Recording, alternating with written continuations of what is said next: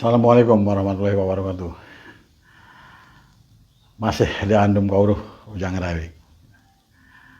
Masih melanjutkan bagaimana sanepa wayang.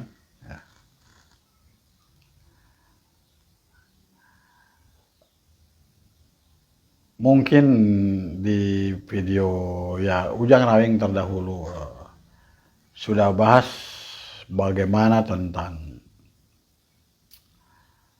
Semar tidak mati, Anoman tidak mati. Ini kan baru dari kalangan dari kalangan kebaikan ya. Jadi kan wayang itu kan terbagi dua, kiri dan kanan, dari kebaikan dari keburukan gitu. Saya sudah ceritakan mungkin di video-video saya yang lain bagaimana tentang kebaikan Semar atau Anoman sehingga dia tidak mati. Terus apakah cuman dari kebaikan aja yang tidak, maksudnya masih ada yang hidup? Apakah tidak ada dari sisi keburukan yang hidup juga gitu maksud saya, gitu kan? Kalau misalkan yang hidup abadi itu hanya dari kebaikan saja, dunia ini tidak imbang, ya toh. Kalau cuma ada baik, ya untuk apa ada setan diciptakan oleh Tuhan gitu? Kalau cuma semuanya baik kan gitu. Lalu apakah ada tokoh wayang dari sisi keburukan yang tidak mati? Ada. Gitu. Kenapa saya bilang ada? Yaitu wayangnya siapa? Yaitu adalah Cakil dan Dasamuka. Ya. Cakil dan Dasamuka. Tapi Cakil pada akhirnya mati, cuman hanya terakhir saja matinya. Gitu. Karena Cakil itu di zaman Rama pun sudah perang sama adiknya yang bernama Lasmana. Terus turun kepada Arjuna, itu pun masih Cakil. Arjuna mati, turun lagi, perang lagi sama anaknya Arjuna yaitu Abimanyu. Abimanyu mati di dalam perang Bratayuda, Cakil masih ada. Perang lagi dengan siapa? Dengan Parikesit. Nah, jadi sampai terakhir wayang itu, Cakil itu masih ikut perang. Gitu. Artinya apa? Kalau kita lihat cerita wayangnya saja begitu, kan tidak masuk akal. Wong Cakil sudah perang zaman Rama, udah mati, kok bisa ada di zaman Arjuna? Beda zaman ya kan? Zaman Arjuna udah nggak ada, masih perang sama Parikesit. Udah mati juga. Kok dilakon wayang lain dia masih ada gitu. Kalau kita nonton wayang sekedar ditonton hiburannya saja, ramenya saja, tanpa dibaca sanepanya, tanpa dibaca silokanya, nggak asik. Ngawur itu, kan itu. Nah kan kita nggak ke situ ambilnya. Disebutnya juga makanya ngaji wayang, ngaji diri ya, melalui wayang. Artinya kenapa Cakil itu masih ada? Artinya Cakil itu adalah, sering saya katakan bahwa Cakil itu adalah lambang sebuah nafsu. Maka dia perangnya juga hanya sama tokoh-tokoh tertentu. Dari dulu perangnya sama Lasmana, Arjuna, Abimanyu, Parikesit. Kenapa nggak diperangin sama Antasena misalnya, atau Usanggeni, atau Gatotkaca gitu? Kan kalau dalangnya mau bisa-bisa aja. Tapi bukan seperti itu. Intinya, artinya itu bukan seperti itu.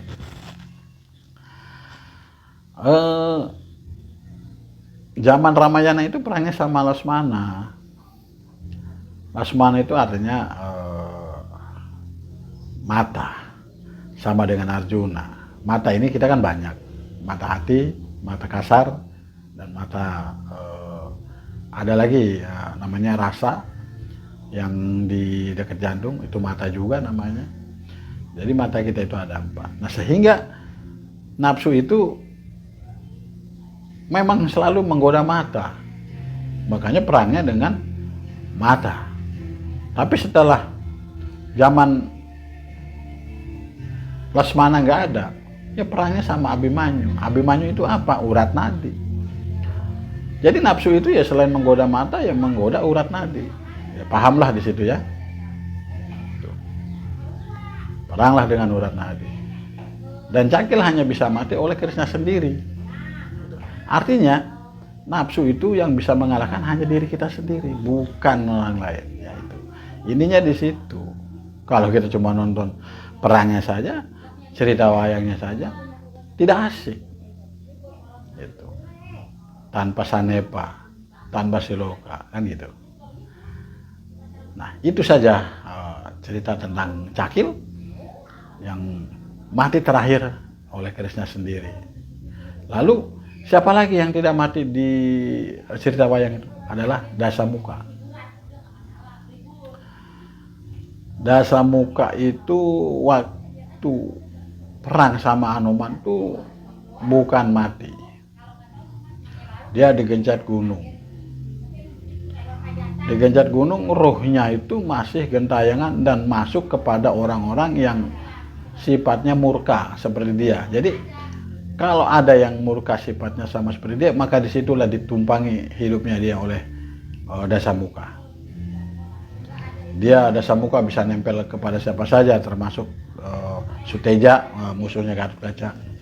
Makanya Suteja pun matinya berkali-kali, bahkan kepada siapa saja, yaitu Dasamuka. Lah, kalau misalkan Cakil itu nafsu, lalu Dasamuka itu apa sehingga dia ikut-ikutan tidak mati, bahkan sampai perang Bratayuda habis pun dia tidak mati. Istilah kata sampai kiamat pun dia tidak mati. Karena rohnya masih gentayangan menunggu orang yang bisa angkat dia, roh dia. Gitu. Nah, intinya artinya Dasamuka itu nafsu wanita. Ya. Jadi memang benar nafsu wanita ini terbatas ya. Ya saya sendiri belum pernah tahu perempuan sampai tua gitu, udah tua merkosa gitu, belum pernah tahu. Bahkan ada juga kan yang merkosa itu adalah laki-laki gitu. Jadi artinya wanita itu di saat kecil dia tidak ada nafsu, setelah dewasa baru ada nafsu, setelah menjelang lanjut usia nafsu sudah mulai tidak ada. Itulah makanya Dasamuka tuh waktu kecil sampai umur 12 tahun dia diam bertapa sehingga dia mendapat aji ilmu Pancasona tadi, sehingga dia tidak bisa mati. Tapi setelah dia 12 tahun dia turun gunung dan perang dan memerangi siapa saja, dan ternyata dia bisa jadi raja dan semuanya kalah. Artinya nafsu wanita itu bisa menguasai dan hanya bisa dikalahkan oleh Hanuman. Hanuman itu adalah hormon. Jadi begitu ketiban sama Hanuman maka kalah. Dan Dasamuka selalu nitis kepada siapa saja yang sifatnya mirip dengannya dan murka, dan akhirnya hidup terus abadi nunggu sampai ada yang bisa menyempurnakan dirinya. Karena di dalam tubuh kita ini ada namanya nafsu hewani ya, yang disebut 4 nafsu tadi. Nah, makanya di situ mungkin ada cerita lanjutnya bagaimana tentang kelima nafsu ini tadi atau 4 nafsu ini tadi kembalinya kemana. Dan inilah di Sanepa Wayang yang mungkin belum dibuka oleh para dalang. Jadi intinya cerita wayang ini adalah bagaimana kita mengaji diri dari perang Bratayuda tadi semua mati, tapi ada yang tidak mati dari dua golongan, yaitu antara baik dan keburukan, selalu ada dan tidak pisah. Karena untuk perseimbangan hidup.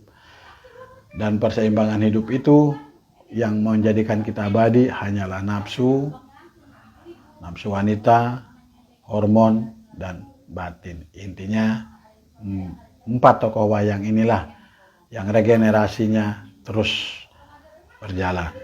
Nah, ini saja cerita singkat tentang Dasamuka.